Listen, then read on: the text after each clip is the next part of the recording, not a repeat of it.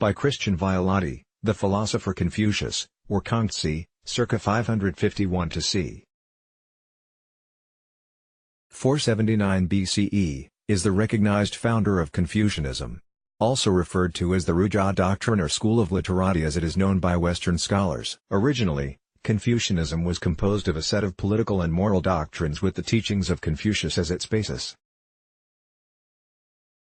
Later on, the teachings of Mencius, Mengzi, and Xunzi, also became part of Confucianism. The word Confucianism seems to be the creation of European Christians who entered China about 1860 CE and was originally used to label their notion of the non-Christian religions they came across in China. The approach and teachings of Confucius. While his neighbors in India were obsessed with metaphysical debates, Confucius was solely focused on everyday concerns. He was indifferent to the big mysteries of existence such as the origin or the universe, God or the afterlife. His famous answers to this type of question were, "We do not yet know how to serve man, how can we know about serving the spirits? We don't know yet about life. How can we know about death?" Humanism is the central feature of Confucianism, which revolves almost entirely around issues related to the family, morals, and the role of the good ruler. It stresses the need for benevolent and frugal rulers, the importance of inner moral harmony and its direct connection with harmony in the physical world. Rulers and teachers, according to this view, are important models for society. A good government should rule by virtue and moral example rather than by punishment or force. Filial piety and ancestor worship, which are old traditional Chinese values, are also part of the key components of Confucian doctrine.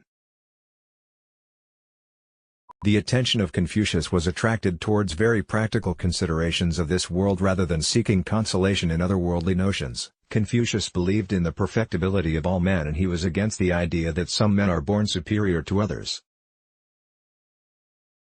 During his time it was held that nobility was a quality determined by status and that belonging to a specific social circle made a person morally superior. Confucius challenged this idea by saying that being morally superior had nothing to do with the blood, rather, it was a matter of character and personal development, a revolutionary concept at that time.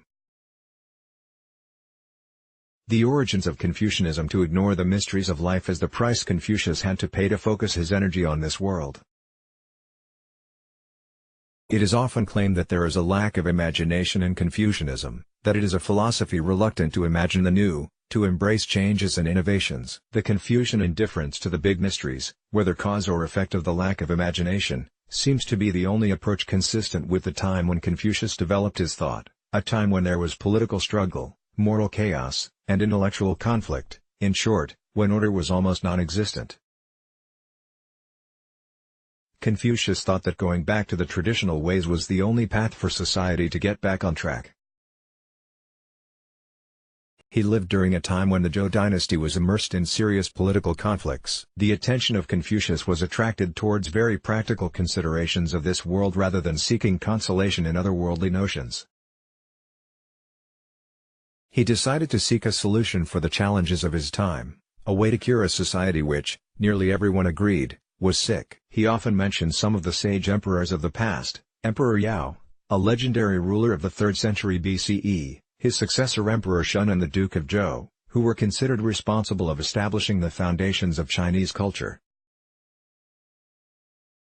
These were considered by Confucius as inspiring models for a society, far more useful than supernatural beings or other metaphysical ideas. Confucianism and the state. The teachings of Confucius have come down to our days through his Analects, a collection of aphorisms, maxims and different anecdotes, probably but not certainly compiled by Confucius' students. It was during the Han Dynasty, 206 BCE to 220 CE, when Confucianism became the dominant political ideology and the Analects became known by that name. All early versions of this text have been displaced by a version compiled near the end of the Han Dynasty. About 175 CE this version was carved on stone tablets, and the surviving fragments of those stones were re-edited innumerable times.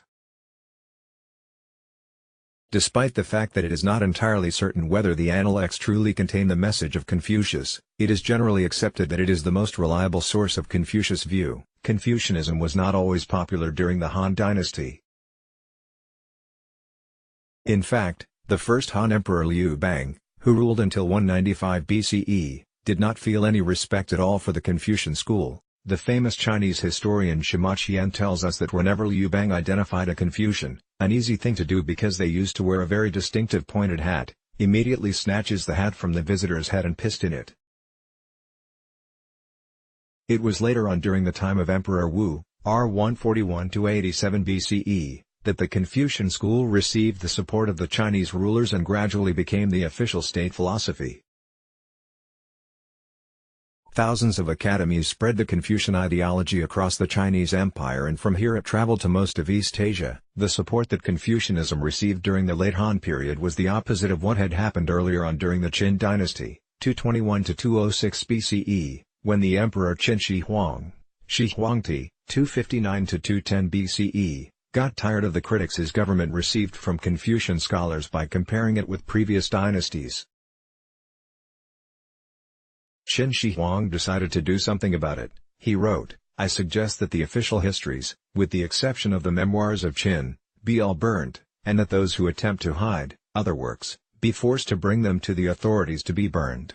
Durant, 697. Qin Shi Huang banned Confucianism along with all other schools, except for the legalist school or Fajia, which was the official government philosophy.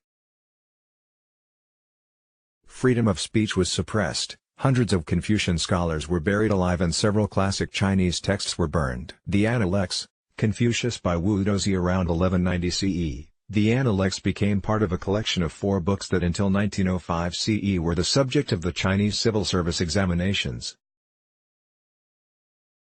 It was the Neo-Confucian philosopher Zhu Shi, who gave to these texts authoritative status. The other 3 texts were the Book of Mencius, the Great Learning, and the Doctrine of the Mean. As has happened with the teachings of every great mind of antiquity, some ideas of Confucius have been subject to reinterpretation. We can take, for example, one of his statements that men are alike by nature, and they become apart through practice, Analects, 17–2. This idea on human nature is slightly different from what the later orthodox Confucian school said, that human nature is originally good. The Analects is not written in systematic way but rather in a poetic way that sometimes can be interpreted in different ways. These are some examples of its passages where Confucius said, "Wealth and honor are what every man desires. But if they have been obtained in violation of moral principles, they must not be kept. Poverty and humble station are what every man dislikes. But if they can be avoided only in violation of moral principles, they must not be avoided." A superior man never abandons humanity even for the lapse of a single meal. In moments of haste, he acts according to it. In times of difficulty or confusion, he acts according to it. Analects 4–5, the superior man wants to be slow in word but diligent in action. Analects 4:24, I transmit but do not create. I believe in the love of the ancients. I venture to compare myself to our old Peng. Analects 7–1 Old Peng Wan, an official of the Shang dynasty, c. 1600–1046 BCE, who was known for reciting old stories. This fragment is sometimes cited to point out that Confucius was not creative. However, we read in the Analects 2:11 that Confucius goes over the old so as to find out what is new. When Zhu Kung asked about government, Confucius said, "Sufficient food, sufficient armament, and sufficient confidence of the people." Zhu Kung said, "Forced to give up one of these, which would you abandon first?" Confucius said, "I would abandon the armament." Zhu Kung said, "Forced to give up one of the remaining 2, which would you abandon first?" Confucius said, "I would abandon food." There have been deaths from time immemorial, but no state can exist without the confidence of the people. Analects 12–7, if a ruler sets himself right, he will be followed without his command. If he does not set himself right, even his command will not be obeyed.